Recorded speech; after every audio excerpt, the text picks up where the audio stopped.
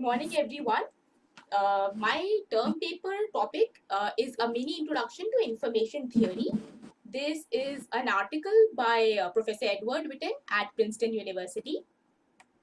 So let us start with the definitions and try to establish a correspondence between the classical information theory and the quantum information theory. So in classical theory, we first define a random variable on the sample space of any event, and this random variable takes each element of the sample space S into the set of real numbers. Then we define the corresponding probability distribution, which assigns a unique probability to each element of the random variable.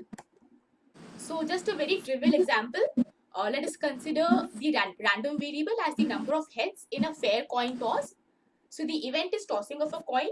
Sample space is obviously either head or tail, and the random variable corresponding to this number of heads would be that the random variable takes h to 1 and t to 0, because tails means no heads. And obviously for a fair coin toss, the probability is half and half.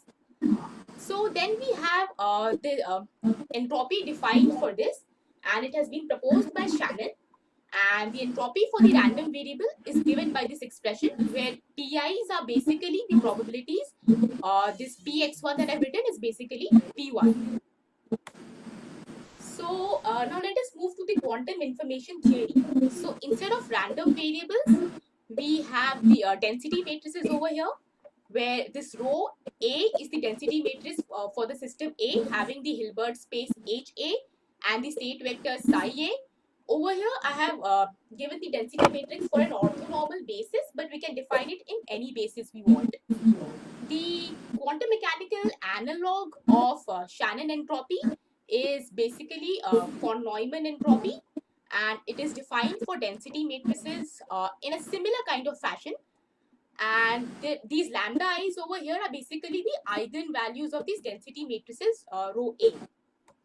So let us just continue with a few more definitions we have based on entropy. So the first one is conditional entropy. So this xy over here is basically the joint distribution of x and y. Similarly, in the quantum case, we have AB over here, which is the bipartite system AE.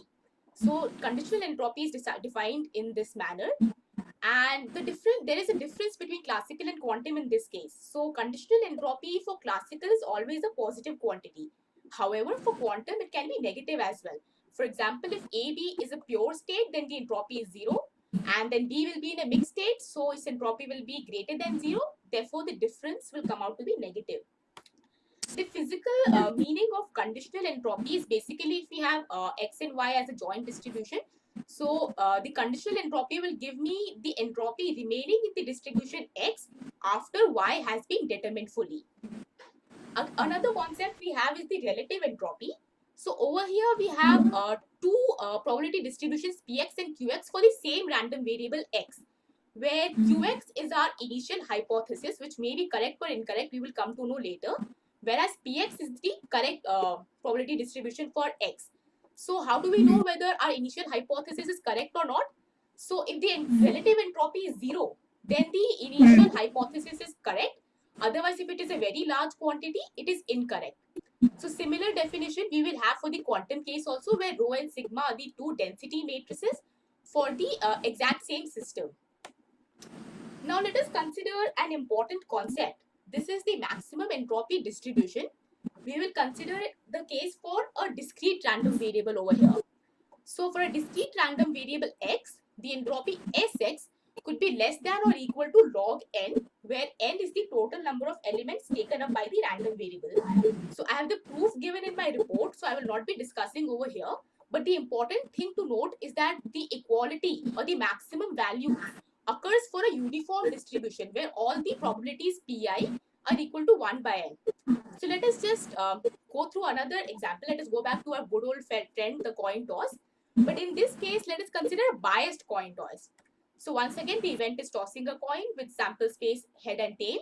The random variable takes the values 1 and 0. Now in this case, the probability for a head would be p, and that for a tail would be obviously 1 minus p. So writing down the entropy for this, we get this expression for the Shannon entropy. Now let us try plotting this Shannon entropy versus P. So we have this kind of a plot of Shannon entropy, Sx on the y-axis and the p-value on the x-axis. So obviously we can see from here very clearly that the maximum value occurs at this p equal to half, and the maximum value is roughly 0.7, which is actually approximately log 2. So why this is occurring at half? This is in agreement with this maximum entropy distribution, because n over here is 2, because random variable takes value 1 and 0, which are only two values. Another very important concept that we frequently encounter is the entropy of mixing. So over here, this rho is basically a weighted sum of individual density matrices rho I to give us this resultant density matrix rho. And it so turns out that the entropy of this resultant density matrix is greater than the sum of the individual entropies of the rho I density matrices. Now, the very title should actually be ringing a bell in our heads, because we frequently encounter this mixing of gases and increase in entropy and the corresponding increase in entropy in thermodynamics. So let us just briefly go over it. So we have a system with gas 1 in one chamber, gas 2 in another chamber with fraction of Wait, Radhika. So far you were talking about information entropy and now you are talking about thermodynamic entropy. Yes, ma'am. So I will be trying to establish the link between them. That's fine. Okay. So yeah, So you are going to say, yeah, okay, yeah. go ahead. So this is the case in thermodynamics. We have two gases, and if we remove the partition between them and allow them to mix, so let us just go over the calculation for the increase in entropy in this case. So for the isothermal expansion at constant temperature, we have this expression. One more thing I want to know, Radhika, that when you wrote this first equation on your slide, pi rho I, rho is equal to pi rho I, Yes, ma'am. these subunits are not interacting. Yes, ma'am. Ma'am, could you repeat the question? Okay. The subunits are not No, ma'am. interacting. They are independent rho I's with independent pi's. Yeah, okay. I got it. That's what I thought. Yeah, okay. Go ahead. So this expression reduces by using the ideal gas equation, and finally upon integrating, we get the change in entropy as this, and the final expression is given by this. Now clearly this is a positive quantity, and positivity of this quantity implies that the entropy has increased. Now you note that this final expression written over here has a very uncanny resemblance to the Shannon entropy encountered in a coin toss. Now, both these are very different, completely different scenarios. One is the Shannon entropy in a coin toss, another is the thermodynamic entropy of mixing of gases. But there seems to be some inherent connection between the two, and this will be discussed in the next few slides. So, before finding out the connection between them, let us just list down all the possible entropies that we have, which have been named after their corresponding scientists. So first up, we have Boltzmann, who gave the statistical definition of entropy, and the formula he gave, S equal to K log W, is so important that it has actually been engraved on his tombstone as well. So next up, when did you go to Vienna to take this photo? Ma'am, last summer I had gone for an internship. Oh, I see. Okay, very good. Yeah. So next up we have Gibbs. He basically generalized the statement given by Boltzmann into a much more general case. Followed by Clausius, he gave the definition in terms of heat transfer or heat engines. Then we have Shannon. We have seen him in the first few slides. He gave the entropy definition for classical information theory. And finally, we have von Neumann, who gave the quantum mechanical version of the classical information theory. Now, there are other ones also, Radhika. You didn't mention Renai entropy. Very important. Okay, ma'am, this is a new one for me. I also didn't know. Ma'am, could you repeat Renai entropy? Yeah. RENYI, Renai. Yeah. Then I think there's another one which is controversial is Mattis. Anyway, continue. Okay. I would have a look at them. So yeah.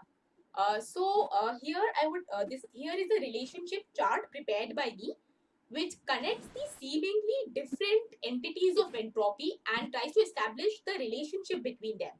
So we have all the 5 entropies with their corresponding formula listed over here. The first grouping is done based on the field. So the top 3, the above 3 entropies are pertaining to thermodynamics and statistical mechanics, whereas the bottom 2 Yeah. pertain to information theory. Now, let Yeah. us consider the relation between Boltzmann and Gibbs.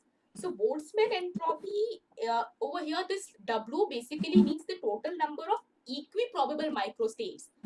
And so, Gibbs provide the generalization for microstates which may not be equiprobable. So, Pi is basically corresponding to the probability of the ith microstate. So, Gibbs entropy is a general case, whereas Boltzmann entropy is the special case.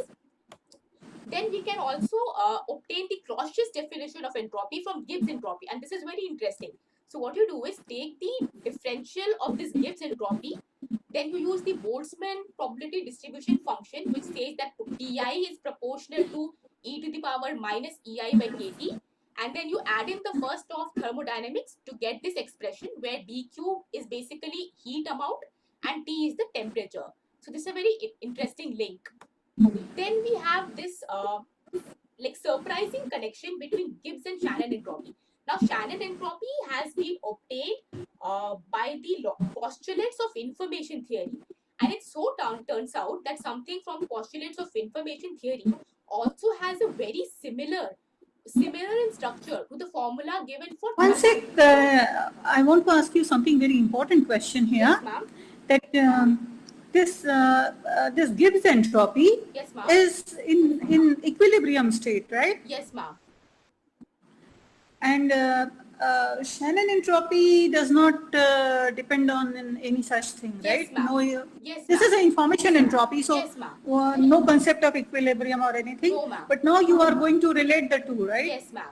So the interesting fact is that even though Shannon entropy is from the postulates of information theory, you can see that the formula is exactly the same, barring a constant. This constant which takes account for the dimensions. And here we don't have the constant, but the formula is the same. So it's like even with information theory, we're getting similar formula.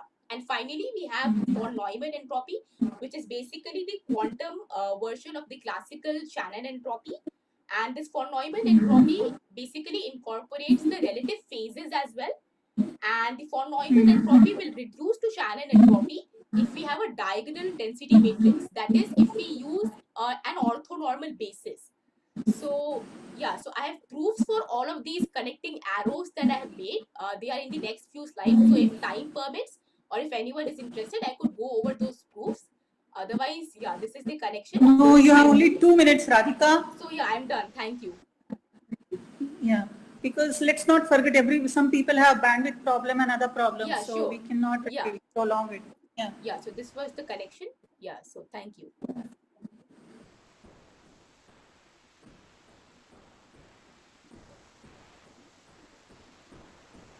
Yes, continue.